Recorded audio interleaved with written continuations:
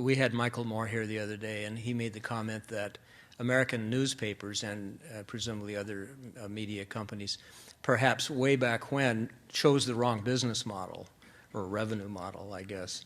They chose the advertising-driven model, whereas the European newspapers chose a subscription-oriented model. So he said that maybe that was a bad choice. What do you think? I think it's a really important and good question to ask. You can argue it both ways. So the European model, I mean, to be fair, both models have a balance of direct revenues. So newspapers do cost money, but it is heavily subsidized, whereas the European ones cost more; they're less subsidized. But both have advertising and subscriptions. But let's just reduce this to the two extremes. Let's call the American model free to consumers and fully advertising supported. And let's call the European one more direct payment.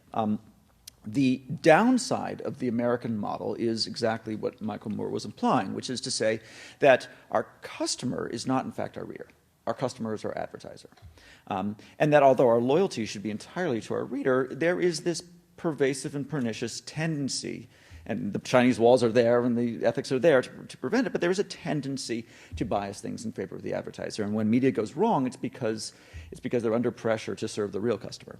So that is the danger. The upside, however, is that by the advertisers subsidize the content, more people can get the content at lower price.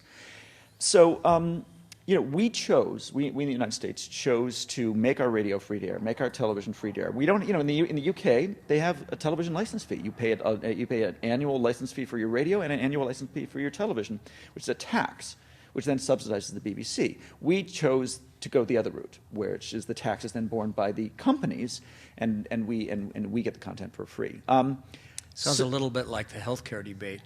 It is a little bit. I mean, fundamentally there are costs, and the cost must be paid. The question is who's paying.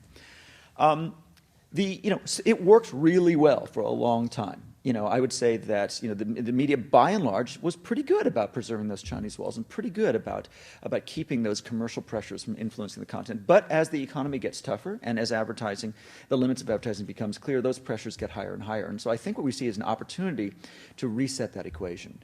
And the difference between the reason why I think that Michael Moore was probably right, this is a good opportunity to get the direct payments from the consumers, is not only that it realigns our interests with the interests of our readers, but that doing it in the digital sphere allows us to still make most of the content free to most of the users. And if we can get a minority to subsidize the premium and the freemium equation, those people who choose to subscribe to WallStreetJournal.com or FT.com so that it can be free to everyone else, then the 10% can subsidize the 90%. They are still readers, and so our interest is still aligned with the readers, but we're not withholding this information from the community at large.